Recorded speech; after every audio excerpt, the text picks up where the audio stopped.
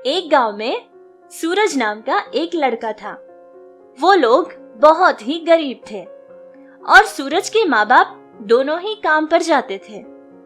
उनका घर बहुत ही तंगी से गुजरता था, लेकिन फिर भी सूरज के माँ बाप बहुत मेहनत करके सूरज को स्कूल में पढ़ाया करते थे। सूरज हर दिन अपने खाने के डिब्बे में सिर्फ दही ले जाया करता था, पर उसके सारे दोस्त बहुत ही स्वादिष्ट खाना लेकर आते थे। मेरे सारे दोस्त कितना स्वादिष्ट खाना लाते हैं, उनकी तरफ देखकर ही मेरे मुंह में पानी आ जाता है। लेकिन मैं तो हर दिन यही खाना खाता हूँ, पर क्या करें, मेरे लिए यही बहुत बड़ी बात है कि मैं स्कूल में पढ़ाई करता हूँ।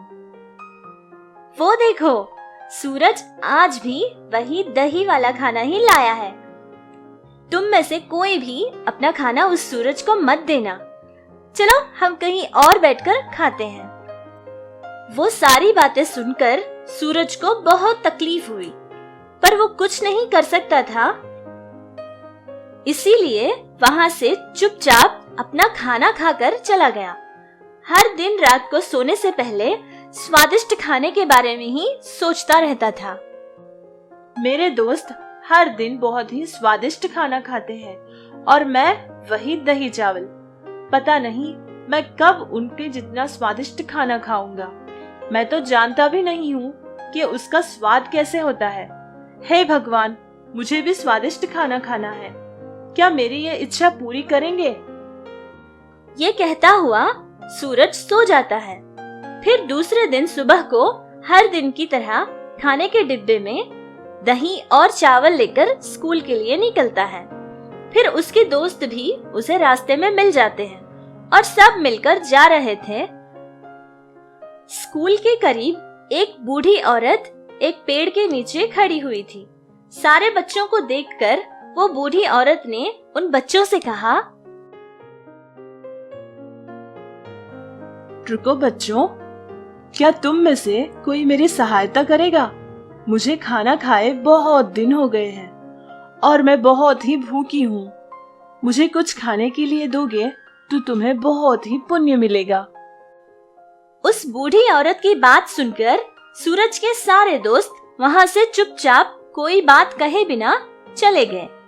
पर सूरज को उस बूढ़ी औरत पर बहुत तरस आ गया और अपना खाने का डिब्बा निकालकर उस बुढ़िया को दे देता है और उससे कहता है, ये लो नानी, मेरे खाने का डब्बा ले लो।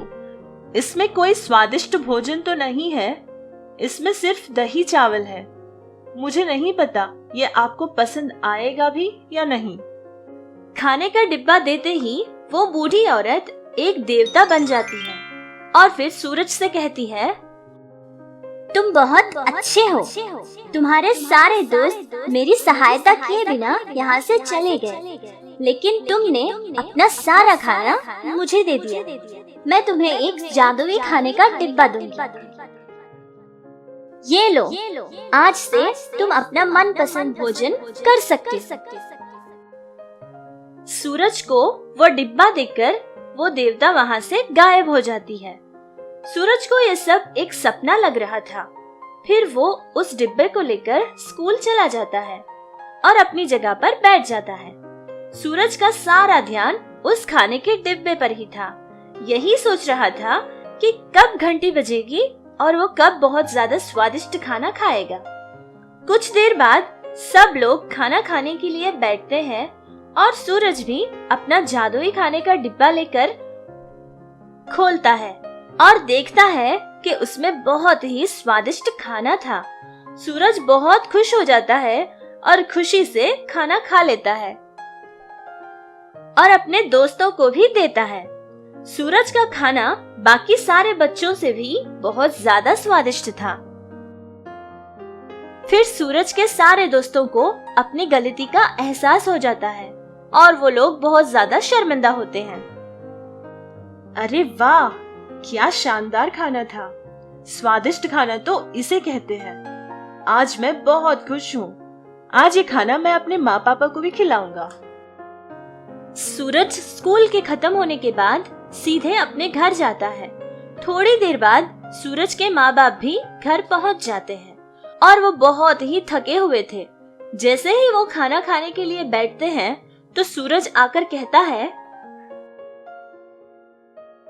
माँ, पापा, रुकिए, आज आप सिर्फ दही नहीं खाएंगे। आज मैं आप दोनों को बहुत ही स्वादिष्ट भोजन खिलाने वाला हूँ। क्या सूरज बेटा, ये तुम क्या कह रहे हो? फिर सूरज अपने माँ बाप को सारी बात बता देता है। उसके माँ बाप बहुत ही हैरान हो जाते हैं।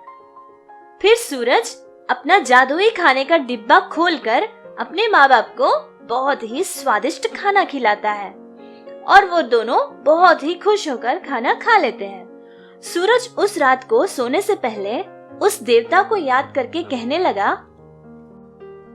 आज अगर हम हमारे घर में इतने खुश हैं तो ये सब तुम्हारी ही दया है माँ। मैं और मेरे माँ पापा आज बहुत ही अच्छा खाना खाए थे। तुम्हारा मुझ पे किया हुआ ये एहसान मैं अपनी जिंदगी में कभी नहीं भूलूंगा। और उस दिन रात को सूरज बहुत ही आराम से सो जाता है। फिर उस दिन से सूरज और उसके घर वालों को खाने के विषय में कभी कोई कमी ही नहीं हुई। तो बच्चों, हमें भी सूरज की तरह भूखे इंसान को खाना खिलाना चाहिए। उसके बदले में चाहे वो हमारी कोई मदद करे या ना करे, उनकी दुआ और आशीर्वाद हमें मिल ही जाता है। अन्नदाता सुखी भवा।